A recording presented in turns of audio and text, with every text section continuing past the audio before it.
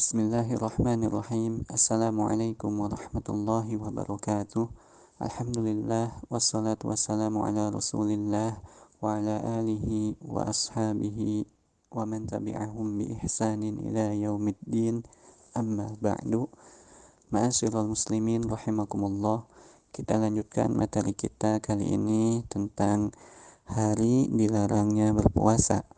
Disebutkan oleh Abu Suja' rahimahullah, wa yahrumu siyamu khamsati ayyamin al-'idani wa ayyamut tashriqi thalathah.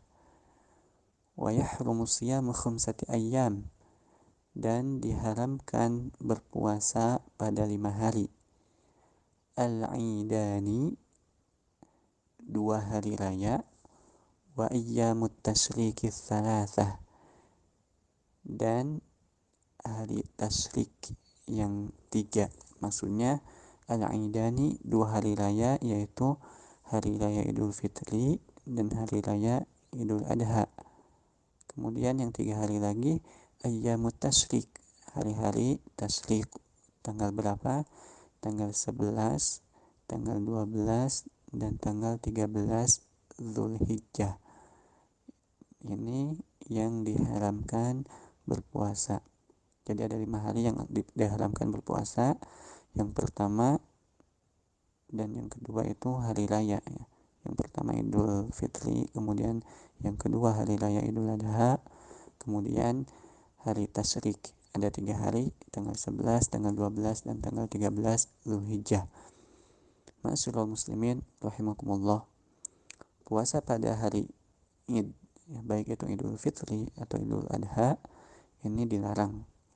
Larangan berpuasa pada hari ini berdasarkan hadis dari Abu Hurairah radhiyallahu anhu, anna Rasulullah sallallahu alaihi wasallam, bahwasanya Rasulullah sallallahu alaihi wasallam naha an siyami yaumain, beliau melarang dari puasa pada 2 hari, yaumil adha wa yaumil fitri, yaitu hari Idul Adha dan Idul Fitri. Hadis yang diriwayatkan oleh Imam Muslim.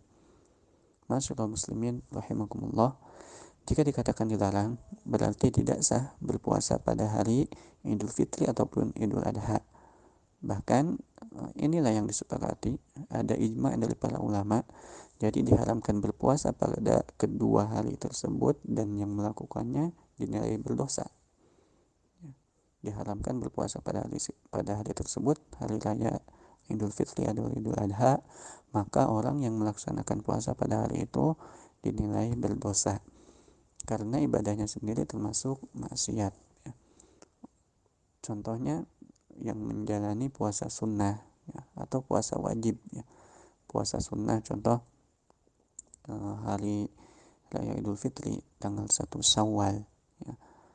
Ada puasa 6 Syawal ya. 6 hari di bulan Syawal, ada puasa sunnah 6 hari di bulan Syawal. Maka ketika dia melaksanakannya pada tanggal 1 Syawal, yaitu pada hari raya Idul Fitri, maka itu tidak boleh, dilarang. Atau puasa nazar ya, yang wajib. Contohnya jika seseorang bernazar, kalau saya lulus ujian saya akan berpuasa, maka nazarnya itu harus dilaksanakan. Nah, dilaksanakannya puasa nazar itu tidak boleh di hari-hari yang dilarang berpuasa ya. Contohnya dia melaksanakan puasanya pada hari raya Idul Adha atau pada hari raya Idul Fitri. Nah, ini tidak boleh ya. Kalau dia berpuasa pada hari ini, maka puasanya tidak dianggap, puasanya tidak sah. Ini 2 hari yang dilarang berpuasa, yaitu hari raya Idul Fitri dan Idul Adha. Kemudian 3 hari yang lainnya yaitu pada hari tasyrik ya, ayyamut tasyriq. Nah, berpuasa pada 3 hari tersebut ini didasari dari larangan dari hadis Nabi sallallahu alaihi wasallam. Hadis dari Nubaisyah al-Hudhali, beliau berkata, qala Rasulullah sallallahu alaihi wasallam, ayyamut tasyriq ayyamu aklin wa surbin. Ayyamut tasyrik, hari-hari tasyrik adalah ayyamu aklin wa surbin, hari-hari makan dan minum. Hadis yang diriwayatkan oleh Imam Muslim. Tasrik itu pengeringan daging. Jadi ketika hari raya Idul Adha ya, banyak daging dikeringkan supaya awet ya, karena zaman dulu tidak ada freezer ya, beda dengan zaman sekarang ya. Jadi at-tasriq. Kemudian menurut pendapat terdahulu dari Imam Syafi'i ya, qaulul qadim, masih boleh berpuasa pada 3 hari tasrik bagi orang yang berhaji tamattu. Nah, ini pendapat dulu ya. Jadi kalau dalam mazhab Imam Syafi'i itu ada qaulul qadim, pendapat yang lama, dan ada juga qaulul jadid ya, pendapat yang baru. Nah, menurut Imam Syafi'i bahwa di qaulul qadimnya, pendapat yang lamanya, boleh berpuasa pada ayyamut tasrik, pada 3 hari tasrik bagi orang yang berhaji tamattu dan tidak memiliki hewan untuk disembelih. Haji tamattu itu apa ya? Jadi ini pembahasan haji nanti insya Allah dipelajari. Haji itu kan ada haji ifrad, ada haji tamattu, dan haji qiron ya, haji qiron. Nah, haji tamattu itu haji seseorang yang berihram untuk melaksanakan umroh pada bulan-bulan haji. Dia mendahulukan umroh kemudian haji ya.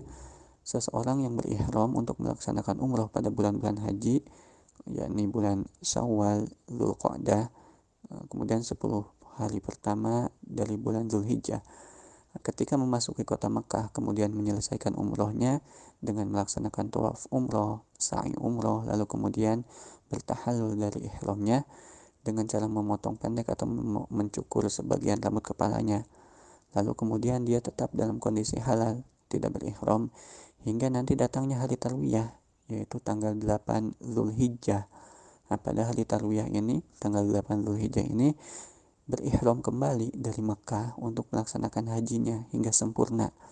Nah, bagi yang melaksanakan haji tamattu, maka wajib baginya untuk menyembelih hewan kurban, baik itu seekor kambing atau sepertujuh dari sapi atau unta pada tanggal berapa? Tanggal 10 Dzulhijjah atau di hari-hari tasrik tanggal 11, 12, 13 Dzulhijjah. Dan jika tidak mampu untuk menyembelih, maka wajib baginya untuk berpuasa 10 hari. Dia tidak mampu untuk menyembelih hewan kurban tadi, maka diganti wajib baginya untuk berpuasa 10 hari.